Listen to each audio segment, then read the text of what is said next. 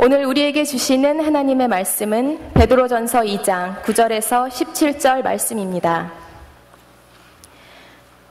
그러나 너희는 택한 족속이요 왕같은 제사장들이요 거룩한 나라요 그의 소유가 된 백성이니 이는 너희를 어두운 데서 불러내어 그의 기이한 빛에 들어가게 하시니에 아름다운 덕을 선포하게 하려 하심이라. 너희가 전에는 백성이 아니더니 이제는 하나님의 백성이요 전에는 긍휼을 얻지 못하였더니 이제는 긍휼을 얻은 자니라. 사랑하는 자들아 거류민과 나그네 같은 너희를 권하노니 영혼을 거슬러 싸우는 육체의 정욕을 제어하라. 너희가 이방인 중에서 행실을 선하게 가져 너희를 악행한다고 비방하는 자들로 하여금 너희 선한 일을 보고 오시는 날에 하나님께 영광을 돌리게 하려 함이라. 인간의 모든 제도를 주를 위하여 순종하되 혹은 위에 있는 왕이나 혹은 그가 악행하는 자를 징벌하고 선행하는 자를 포상하기 위하여 보낸 총독에게 하라. 곧 선행으로 어리석은 사람들의 무식한 말을 막으시는 것이라. 너희는 자유가 있으나 그 자유로 악을 가리는 데 쓰지 말고 오직 하나님의 종과 같이 하라. 뭇사람을 공경하며 형제를 사랑하며 하나님을 두려워하며 왕을 존대하라. 이 말씀은 살아계신 하나님의 말씀입니다. 아멘. 오늘 거듭남에 대해서 마지막 시간을 좀 갖고자 합니다. 거듭남, 이것은 종교적인 어떠한 성령 체험 혹은 방언을 하는 정도의 것을 의미하지 않습니다.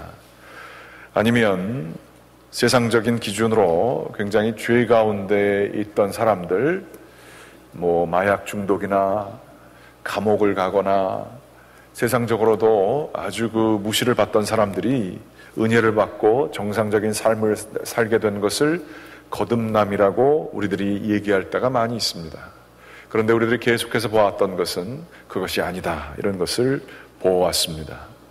예수님께서 니고데모에게만 말씀하신 것뿐만 아니라 성경 전반에 걸쳐서 거듭남이라고 하는 주제는 기독교인의 새로운 하나님께서 주시는 삶을 의미합니다.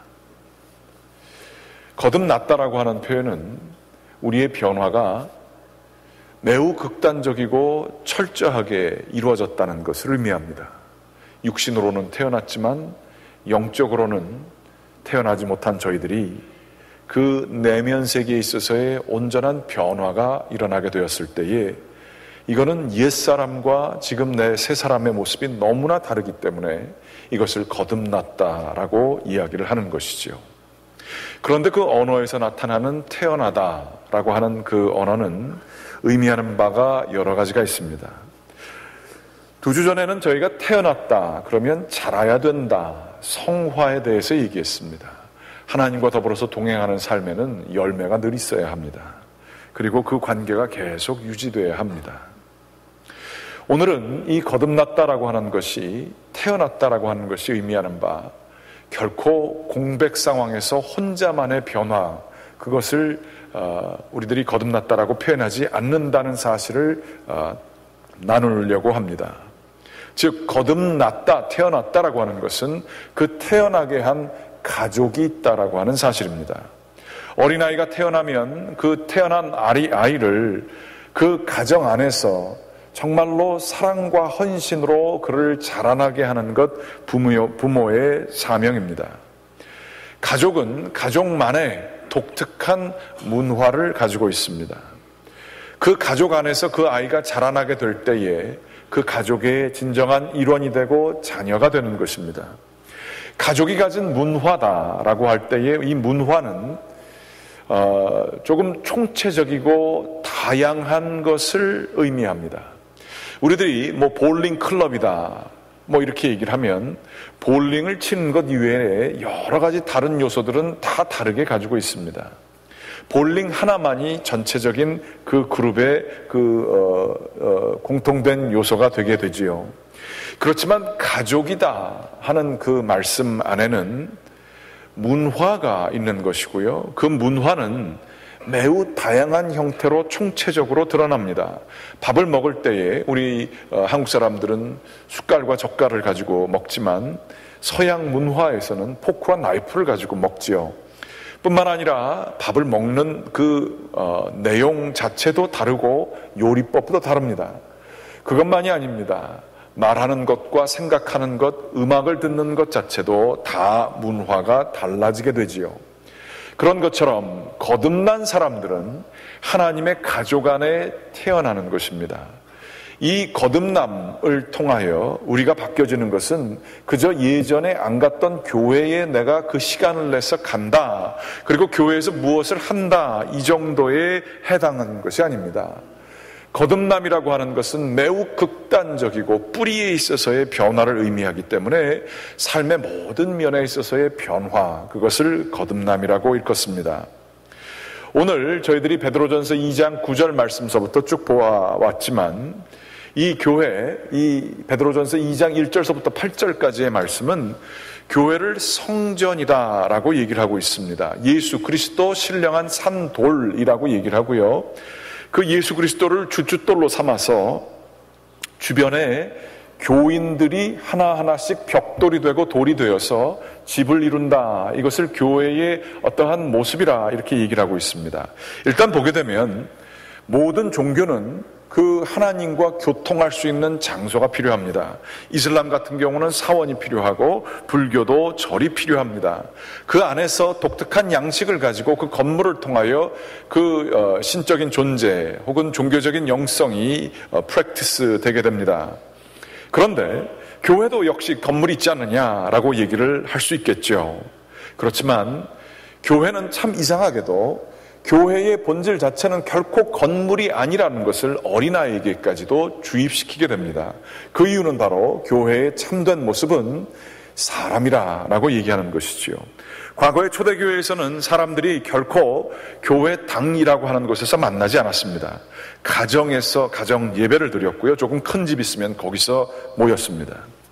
교회 건물이 웅장하게 지어지게 되고 교회의 문화가 건물로 상징되게 될 때에 우리는 기독교의 정체성을 상당히 타협하게 되었습니다.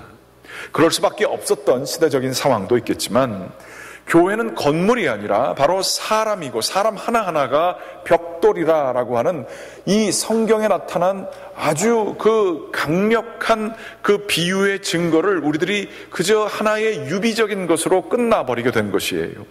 굉장히 깊고 파워풀한 이미지가, 우리 기독교에는 건물이 없다. 집에서 사람들이 만나고 하나님이 거하시는 곳은 그저 이 사람들의 모임이다라고 하는 곳에서는 엄청난 그 상징이 주는 능력들이 있었습니다. 그 의미하는 것은 다른 게 아니라 사람들이 모인 곳에 하나님이 계신 거예요.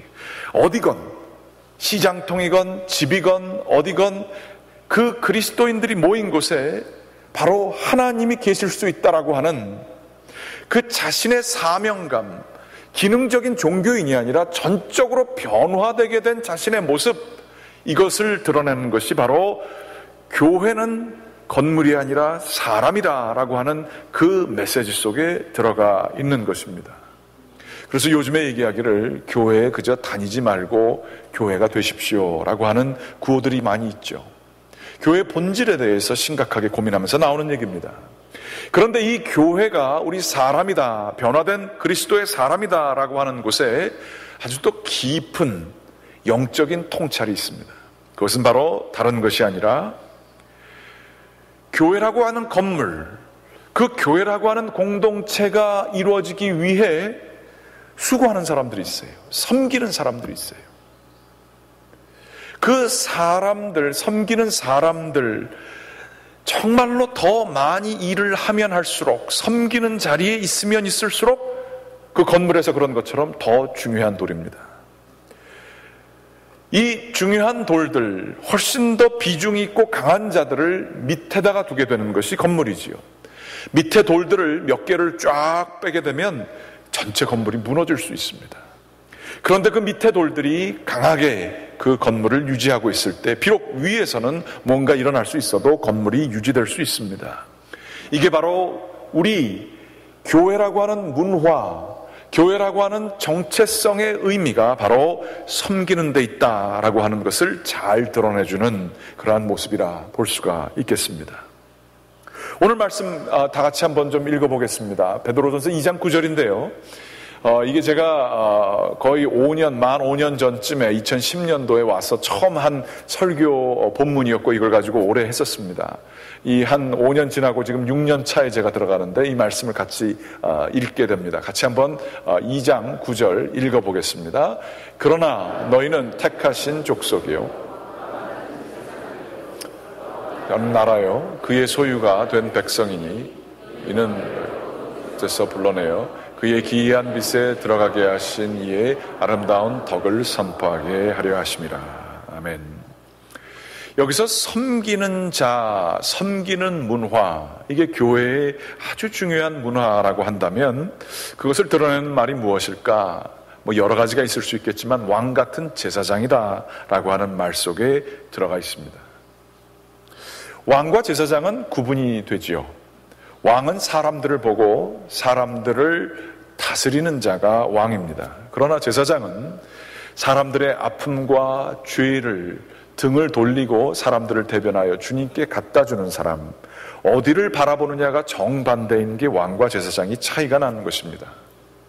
그런데 이 왕 같은 제사장, 사람들을 위하면서 그러나 또한 다스리는 분, 지금은 우리들이 잘 알고 있는 섬기는 리더십, 서번트 리더십이라고 해서 잘 알고 있지만 과거에는 이런 말이 존재하지 않았습니다.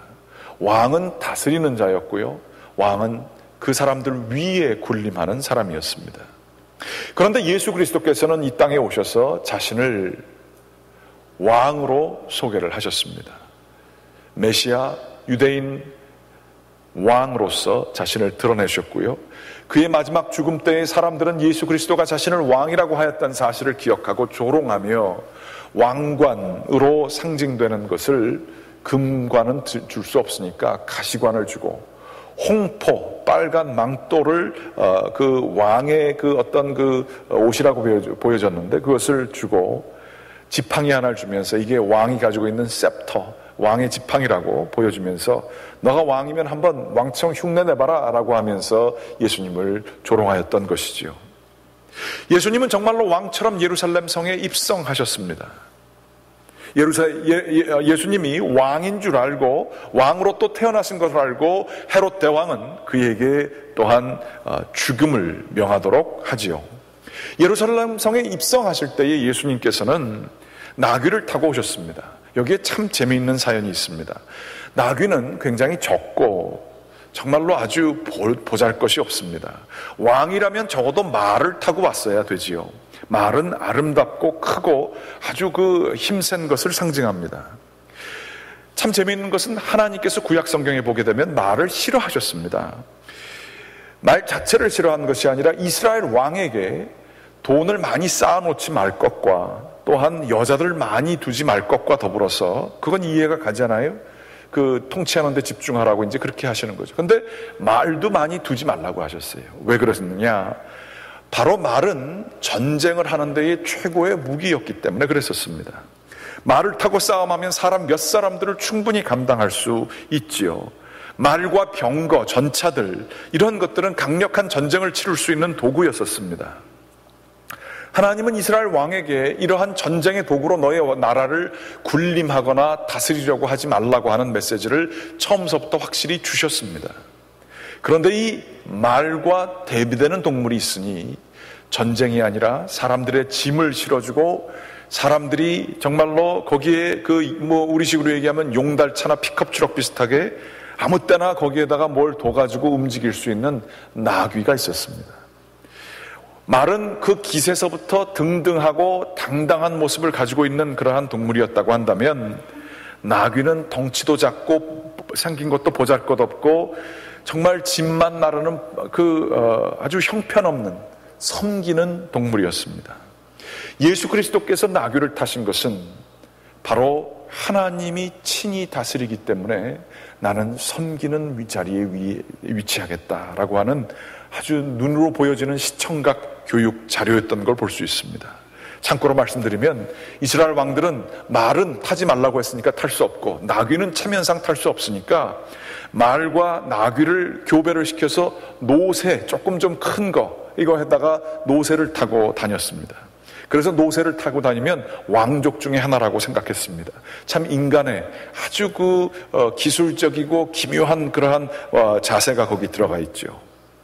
이렇게 예수 그리스도는 왕이셨음에도 불구하고 섬김을 위해서 오신 것을 자신의 몸으로 보여주셨고요. 예수 그리스도처럼 다스리고 모든 것들을 주관하지만 그들을 섬기는 것이 본질인 것이 바로 우리들의 정체성이라고 베드로전서 2장 9절은 이야기해 주고 계시는 것입니다. 만일 우리들이 다 알고 있듯이 기업의 목적은 이윤의 추구 아니겠습니까? 그런데 기업의 목적이 이윤만을 추구하는 것이 아니라 사회적으로 책임을 다하는 기업이 된다면 어떤 세상이 될까요? 사람들의 그 노동력을 사용하고 그에 합당한 그 아주 최저의 임금을 주고 최고의 이윤을 만들어서 재투자하고 더 많은 돈을 버는 것이 기업의 목적이 아니라 사람들에게 잡을 주는 것 자체가 목적인 기업이 있으면 어떨까요? 그 기업을 통해 그 가정을 살릴 수 있고 잡이 없는 사람들에게 삶의 의미와 목적을 줄 수 있는 잡을 줄 수 있고 사람들을 훈련시켜 그들이 잠재력을 발휘하여 돈벌이에서 돈만 버는 사람이 아니라 최선을 다해 잠재력을 키워 사람들을 이끌고 세상을 이끌 수 있는 리더로 만들어주는 것이 기업의 목적이라고 하면 그 회사, 그 기업은 세상에 어떤 영향을 미칠까요? 저는 젊은이들에게 늘 이야기합니다. 바로 그러한 사회적인 책임 기업을 좀 만들어라. 그런데 젊은이들에게만 해당되는 것이 아닐 거예요. 우리들이 처한 장소에서 내가 돈을 많이 버는 것이 목적이 아니라 사람을 살려주고 세워주고 그들을 발굴하는 것, 그것이 목적이 되는 회사를 만들면 어떻겠습니까? 통치의 목적이, 자기가 다스리고 책임지는 것의 목적이 이익이라고 하는 이 사회에 거부할 수 없는 명령을 거부하고 변혁하며 사람을 세워주고 그들을 정말로 최선을 다해서 살 수 있는 거룩한 사람으로, 모든 것을 다하는 사람으로 세워주는 그 영역을 맡는 섬기는 리더십을 정말 리더십 위치에 있는 사람들이 사명을 가지고 담당한다면 어떤 변화들이 일어날까요? 기업뿐만이 아닙니다. 가정 안에서도 당신은 왜 이것을 못해서 나를 이렇게 힘들어하느냐라고 하는 그러한 이야기가 아니라 가정을 이룬 것 자체가 배우자를 섬기고 자녀들을 섬겨서 그들이 잘 되도록 하는 게 가정이 주어진 목적이라고 한다면, 내가 결혼을 하고 가정을 이룬 것의 최종 목적이 그것이라고 한다면 가정에 어떤 변화가 생길까요? 심지어 성적인 관계조차도 내가 원하는 쾌락을 가지기 위해서가 아니라 상대방을 기쁘게 하기 위한 것이라고 생각한다면, 삶의 모든 부분에 있어서 이러한 변화들이 일어난다고 한다면 어떤 삶이 되겠습니까? 섬기는 삶, 그 문화, 그 가족, 그 삶의 면면이 흘러나오는 것들이 우리의 행동 하나하나가 교회가 된다라고 한다면 우리를 통해 하나님께서는 역사하실 것이고 그 역사하심은 우리들이 생각하는 것 이상의 것들이 될 것입니다. 그런데 이게 쉽지가 않아요. 우리는 교회에서 섬긴다고 얘기합니다. 그러나 많은 경우에 그 섬김은 남는 시간을 주는 것일 때가 참 많이 있습니다. 남는 돈을 드릴 때가 있습니다. 최선의 것을 드리기보다는 남는 것, 상처 안 받을 만큼, 그거 해도 나에게 부담되지 않을 만한 것들을 드릴 때가 참 많이 있습니다. 그거 하면 나에게 어떤 좀 도움이 있을까봐 드리는 경우가 참 많이 있습니다. 이 섬김이라고 하는 것은 즉 거듭남, 온전한 뿌리로서부터의 변화, 정체성의 변화가 일어나지 아니하면 장식품에 불과합니다. 섬김은, 교회의 본질은 그래서 거듭나야 되는 거예요. 완전히 극단적이고 철저한 변화가 있게 될 때에 섬김이 있게 됩니다. 어느 철학자가 얘기했답니다. 정체성이라고 하는 게 문제다.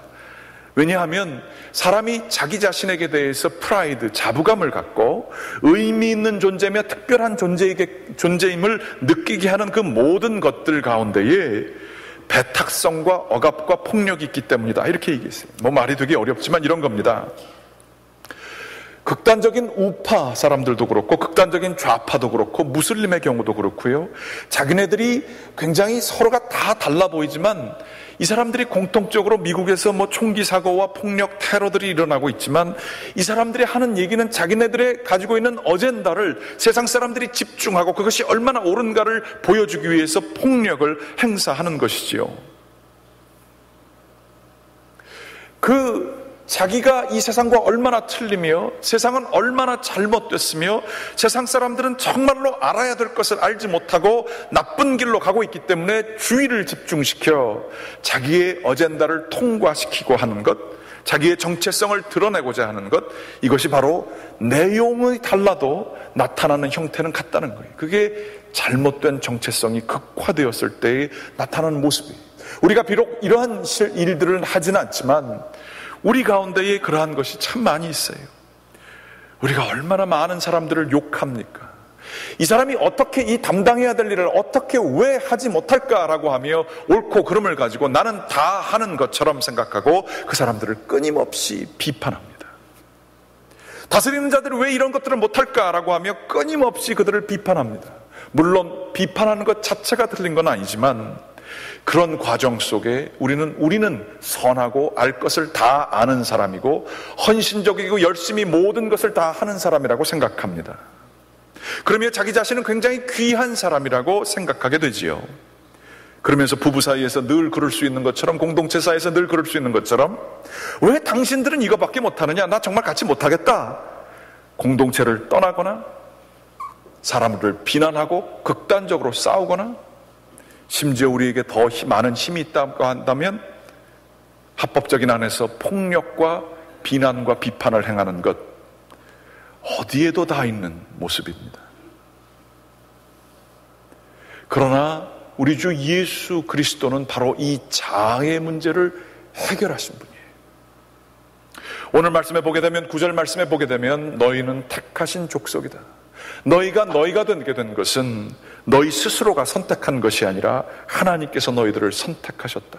너희가 너희 된 것은, 너희가 하나님의 백성 된 것은, 너희가 거룩한 제사장이 된 것은 너희의 노력으로 된 것이 아니고 너희의 선함과 열심으로 된 것이 아니라 하나님이 그렇게 만드셨다.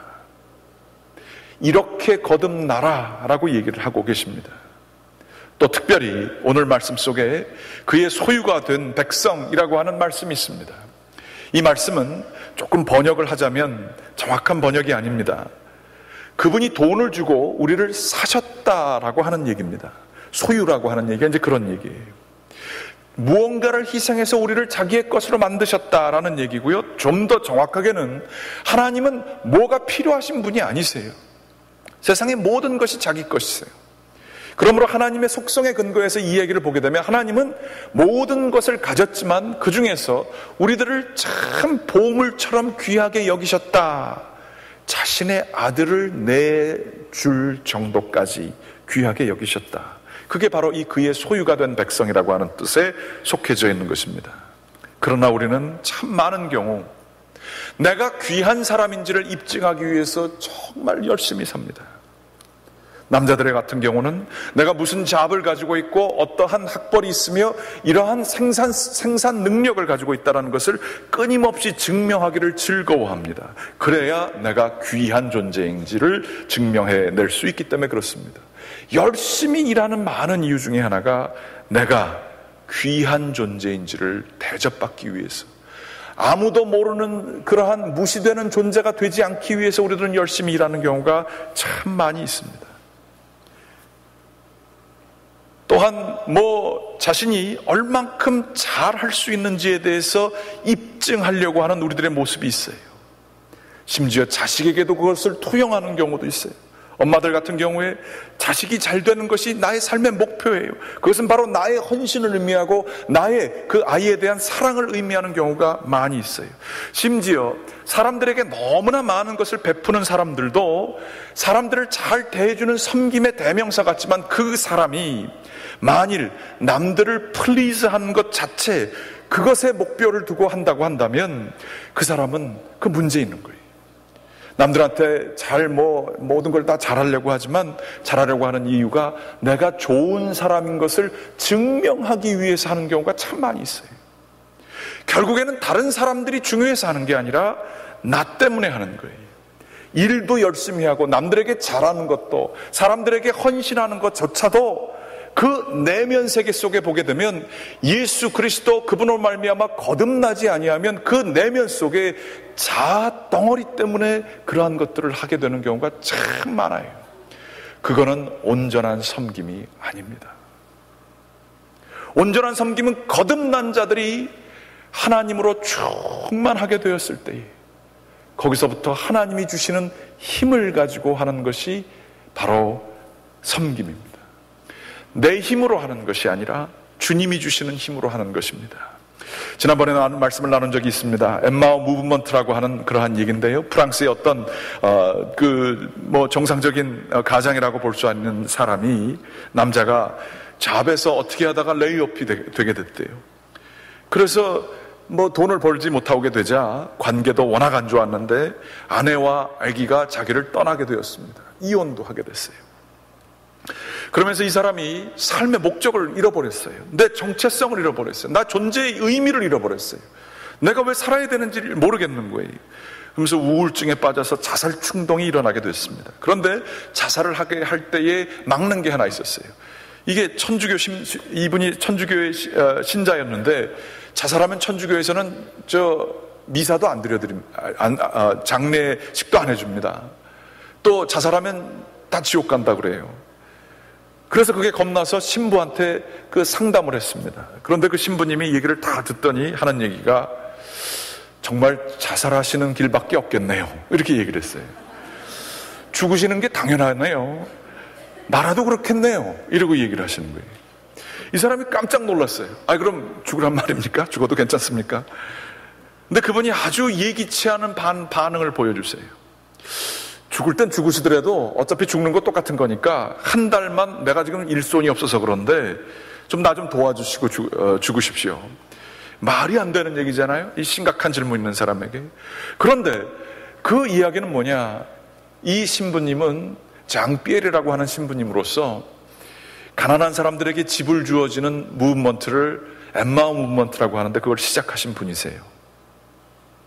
그러면서 이분에게 당신 가난한 사람들에게 집 주어주는 거 좀 한 달 한번 하시고 그 다음에 죽으시면 내가 장례를 하든지 어떻게 해주겠다고 이런 식으로 해가지고 한 거예요.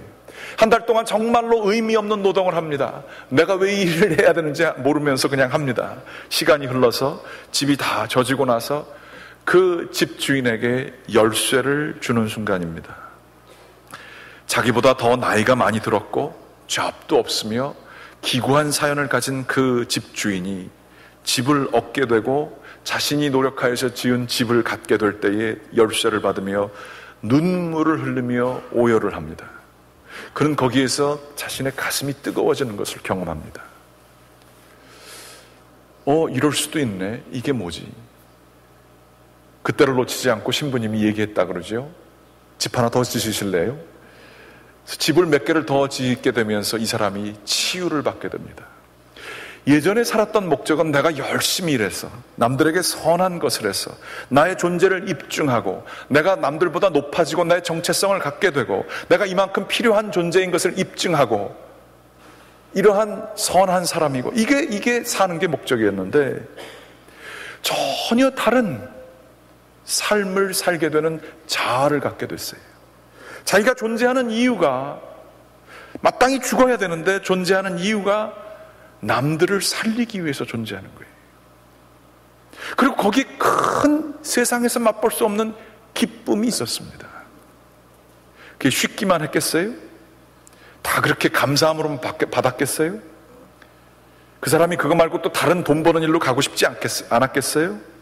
하지만 그 사람은 거기서 자기 자신을 진정으로 발견합니다. 기독교인들은 이런 거예요. 거듭났다라고 하는 건 이런 건 것 같아요. 하나님 안에서 자기가 추구했던 모든 것들은 자꾸 내려놓고 비워놓고 주님이 주시는 힘으로 모든 것들을 감당하는 게 삶의 목표가 되는 거예요. 이 거듭남의 삶을 살고 주님을 기쁘게 하기 위해서 내 삶의 목적을 바꾸게 될 때엔 정말로 여호와를 앙망하는 자는 독수리 날개침이 올라갈 것 같으며 라고 말씀하신 것처럼 거기에는 힘이 생깁니다. 거기에는 기쁨이 있습니다. 거기에는 놀라운 능력이 있습니다. 쉬운 길인가요? 결코 쉽지 않아요. 때로는 내가 이런 일을 왜 하지? 남들처럼 살아야지. 그런 생각이 들 때도 많이 있어요. 하지만 주님이 주시는 힘을 가지고 나의 맡겨진 바 내 자녀들은 하나님께서 주신 최고의 손님 정성껏 기우고, 내가 하는 일도 내가 그저 돈 벌기 위해서 죽지 못해서 하는 일이 아니라 내 일을 통해서 많은 사람들에게 선한 영향력을 미치고 같이 일하는 사람들을 세워주는 그러한 사명이라고 생각하면 그 일은 억지로 하는 일이 아니라 목적이 있는 삶을 살게 될 수 있습니다. 오늘 말씀 후반부에 보게 되면 너희들은 하나님의 종처럼 살라라고 얘기를 하고 있어요. 다스리는 사람들에게 순종하라라고 얘기하고 있어요. 그 사람들이 옳아서요? 그 사람들이 다 완벽해서요? 그거 아닙니다. 그 순종하는 삶, 주님께 받은 섬김의 삶을 통하여 하나님의, 오늘 말씀에 나와 있죠? 9절 후반부입니다. 우리를 어둠 가운데에서 귀한 빛으로 인도하신 하나님의 아름다운 덕을 선포하기 위해서 그 일들을 하게 되는 것이지요. 마지막 이 시 하나를 읽고 마치도록 하겠습니다. 제가 요즘에 시가 그렇게 땡겨요. 이게 시가 이렇게 좋아요. 왜 그런지 모르겠어요. 가을이라서 그런지. 박노해라고 하는 시인이 있었어요. 옛날에 싸움질 하던, 노동운동 하던 양반이에요. 그런데 요즘 이분 시가 얼마나 좋은지 모르겠어요. 여기에 고통 얘기가 많이 나왔고요. 신 얘기도 나오고, 영혼, 가난, 이러한 얘기들이 있어요. 그러면서 이분이 아마 예수를 믿는 것 같아요. 적어도 다른 건 아니어도 종교인인 것 같아요. 근데 그분이 이렇게 썼어요. 제목은 그냥 내려오니라. 늘 웃는 얼굴의 친구야. 늘 밝은 모습의 친구야. 늘 괜찮아 보이고 좋아 보이고 강해 보이느라 얼마나 힘이 드니. 난 안다. 울고 싶어도 울지 못하고 속말하고 싶어도 말도 못하고 그냥 내려오니라 친구야. 아무도 없는 언덕에서 악 한 번 써불고 키 큰 나무에 기대서 마음껏 울어불고 들꽃 위에 드러누워 후련하게 쏟아 불어라. 옷에 흙 좀 묻으면 어떻나? 얼굴 좀 타고 피부 좀 긁히면 어떻나? 돈 좀 못 벌고 힘 좀 밀리면 어떻나? 두 발을 흙에 푹 채우는 게 만족의 족자가 다리잖아요. 만족, 두 발을 흙에 푹 채우고 있는 게 만족 아니냐? 힘들고 아플 땐 그냥 내려오니라 친구야. 저는 이 친구가 힘들게 도시 생활하고 있는 친구를 시골에 있는 친구가 부르는 것 같이 보이지만 하나님께서 우리를 부르시고 있는 모습 같아요. 괜찮은 척 하면서 정신없이 살면서 더 밝아지려고 더 강해지려고 더 괜찮아 보이려고 그러고 정신없이 살고 있지만 속에는 울지 못하는 울음이 가득 차 있고 어디 가서 소리 한번 지르고 싶은데 지르지도 못하고 그것을 안 품고 살아가는 이 영혼들을 위해서 그렇게 사는 것만이 아니라 그냥 좀 내려와. 높이 올라가려고 하지 말고 좀 내려와. 내려오면 어려운 일도 있어. 얼굴도 타고 피부도 좀 긁힐 때도 있고 돈 못 벌고 힘도 없어서 가지고 좀 약해 보일 수도 있지만 그냥 내려와 친구야. 섬김은요 우리를 자유하게 합니다. 예수 그리스도를 통해서 거듭나고 주님께 온전히 맡기는 삶은요, 화려하진 않을지 모르지만 거기에는 깊은 만족이 있습니다. 우리의 영혼의 두 발이 주님께 심겨지게 되기를 간절히 기원합니다. 기도하시겠습니다. 하나님 감사합니다. 주님께서 저희들을 불러주셨습니다. 부르심에 합당하게 거듭난 자로 살게 도와주시옵소서.